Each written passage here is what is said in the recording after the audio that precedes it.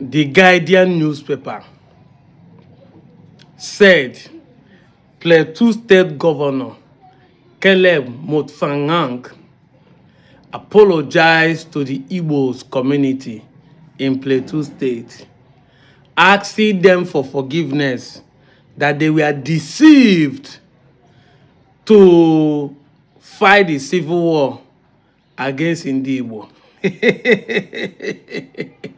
Let me read out this for you. Plateau State Governor Caleb Mutfwang has apologized to the Igbo community for the role the state played during the Nigerian Civil War, saying the people of Plateau were deceived into participating in the conflict. Speaking during an interactive session with the Igbo leaders from the 17 local government area of the state at the government house, Little Refuge Jos, over the weekend, Mutfwang urged both sides to put parts behind them and strengthen the bonds of unity. The governor commended the Igbo community for its contribution to the socio-economic development of Plateau State, describing them as an integral part of the state progress. According to him, Plateau has remained one of the most accommodating states for the Igbo people since the end of the Civil War, noting that compensation was paid for some losses suffering during the conflict. I apologize to the Igbos so that we can put the past behind us and continue to foster unity. We have become one family because our people were deceived into going to war, and we regret it. We must close that chapter and move forward, Mutfwang said. He added, we must unite. We want the Igbos to regard us as their brothers and sisters, and together we must create an enabling environment where everyone can prosper. The governor also appealed to the Igbo business in Plateau to support indigenous entrepreneurs through mentorship and investment. Ndị Igbo, do you accept this apology? Hey, I laugh in pidgin English. Well, should I say it's late or better than none? But we understand election is around the corner. The man understood the politics of the day because P2B wave is around the corner. NDC, and he knows that the Plateau people are going to vote for P2B too. NDC. Maybe you don't understand this is politics. You must look beyond the emotions and analyze things by knowledge. Before I dive into this that he said, you might think that what we are doing in social media does not have strength. You might think we are wasting time when you see 20,000, 200,000 views for our videos. But you will understand that the consistency of our message is going deeper and deeper, and these men that you think they are politicians are seeing what we are doing. After APC primary in our constituency in Delta North, I called almighty attention. I said, look, did we just decide the narrative of this election? What do I mean by that? In 2023, when I started making video that we need another one more state in the southeast, and we want the state to be called Anyoma, cut out from Delta State to join the southeast. A lot of people think that it does not have weight. We don't know what we are saying. You're a small boy. What can you do about it? It shocked them that that statement did not end on social media. It shocked them that the senator finally proposed the bill. Fast forward to 2026. That small thing we did on internet that they thought is internet content we are creating, internet cruise, decide how the former governor of Delta State, Okowa, has to play a politics for him to go for ticket of Delta State senatorial seat. That statement we made decided how Okowa himself have to play politics of Anyocha North, Delta North constituency. It was our narrative that we needed a state, that Okowa was going to the whole 9 local government shouting, we don't want a Anyama state that is beyond 9 local government. We don't want to, we want Anyama that will be in South.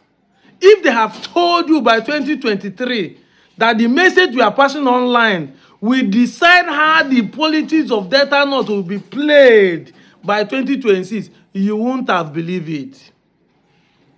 But the consistency made even politicians and kings to buy into it.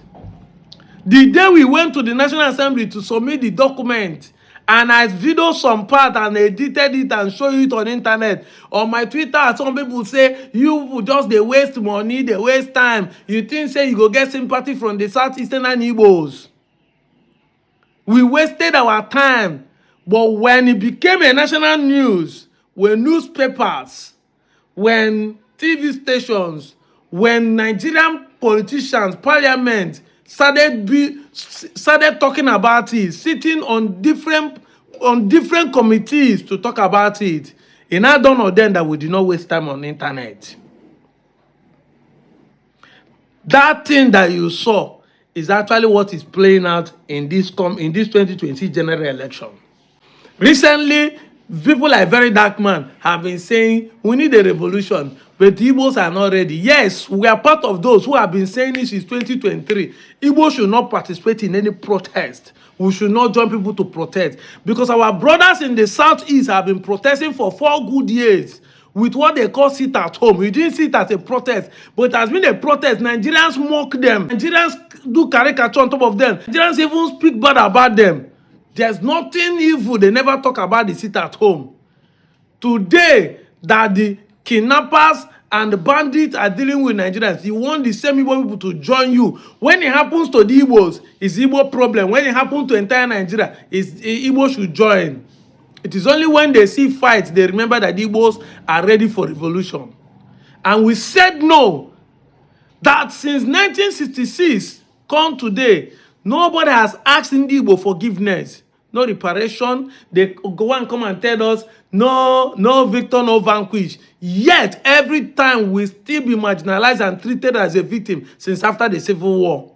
And that is why they keep insisting that the Igbo man will not rule Nigeria. I don't trust Igbo man, no. If we rule Nigeria, we divide it. State police is the reason why they went into war.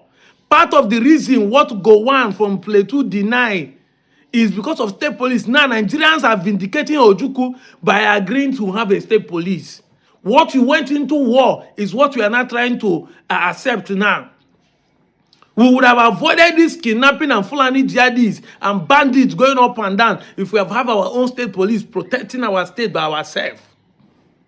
But because you think you want to marginalize Igbo, you want to give them 50 cards, Igbo people are wicked, Igbo people are this. Now, all of you are suffering it today. And we have been saying it online here. Some people have been commenting that Gowon will live to see what he did to the Igbo until he apologized. Recently, the man was interviewing in his old age. He's still brain mouth.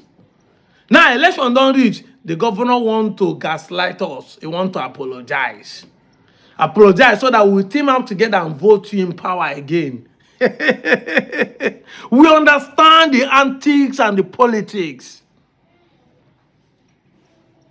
There's always a time for this, and we understand. If truly the governor wants apologies, he should drive down to the southeast, call the Ohaneze and Igbo, call the Igbo governors, and gather all, including Gowon, to go and apologize in the Igbo, not the Igbo communities in there. That's not an apology. And because they find you come, because the 17 local government Igbo leaders went to your office, that is why you are making this. If they didn't go, will you have said that? People are not ready for this conversation. You are looking for votes. We know this, Governor. And I know you are seeing the handwritten on the wall that even if you think that we are nobody on the internet, there are a lot of Igbos who are listening to us and know that what we are saying is a fact and they are following the trend. You can't gaslight us. We are not going to accept this apology. If Nigerians want to truly apologize, Plateau has been the place the Igbos have received massacre even before 1960. The first ever time they call it Jos Riot that killed the thousands of Igbo were done in Jos before 1960. Every time there's a problem in Nigeria, Igbo blood will be shared to keep Nigeria one. Today, you remember that you are being deceived. Tell us the deception they deceive you.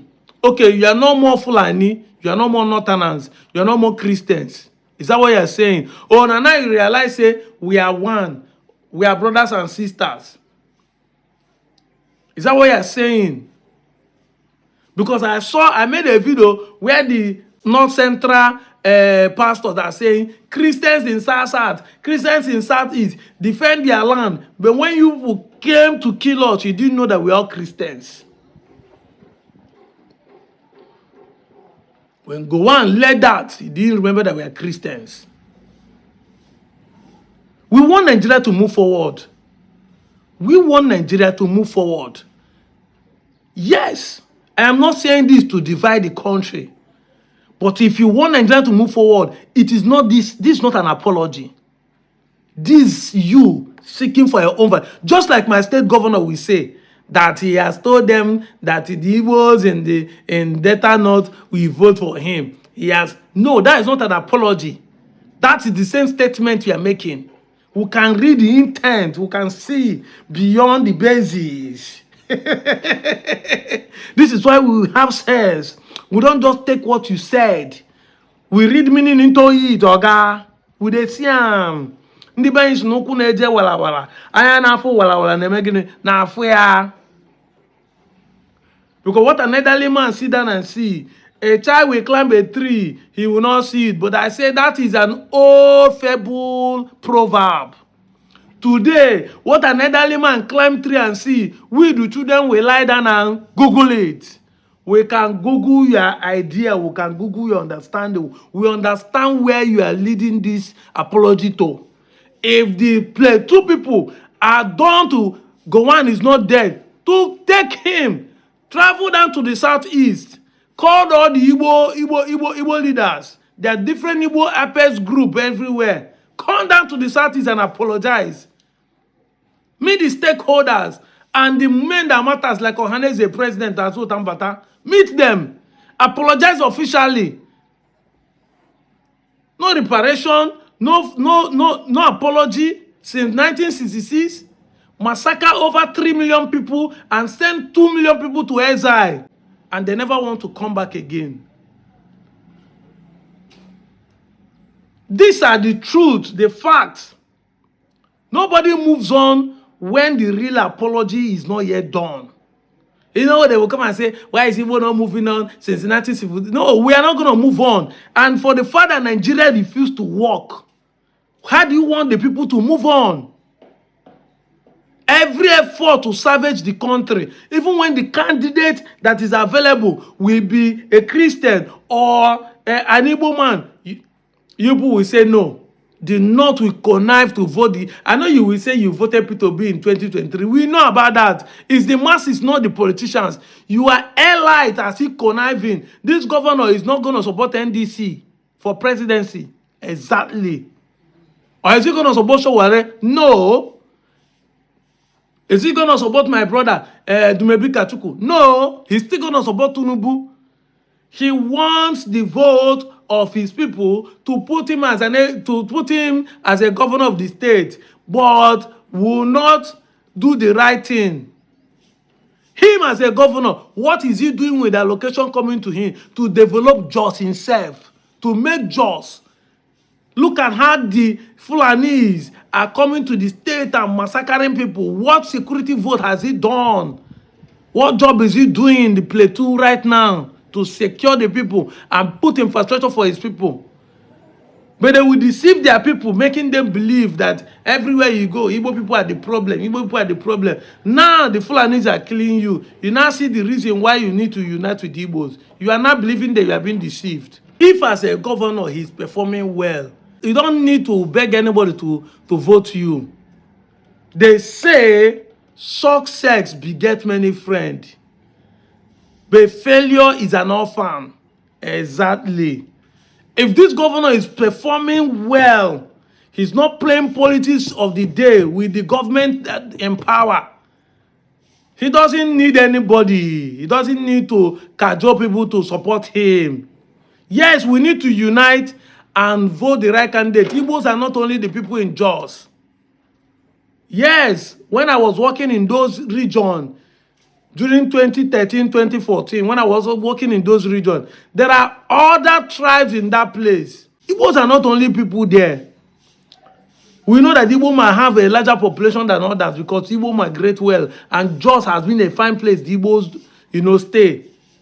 But if you are doing a work, visible work, you are securing life and properties, you are building infrastructure, you are putting investment and companies here and there for your people, you don't even need to do that. And if you are doing that, this apology would have come. It will hit you that this apology is not what you did in your house. You would have come straight to reconcile with the Igbos down.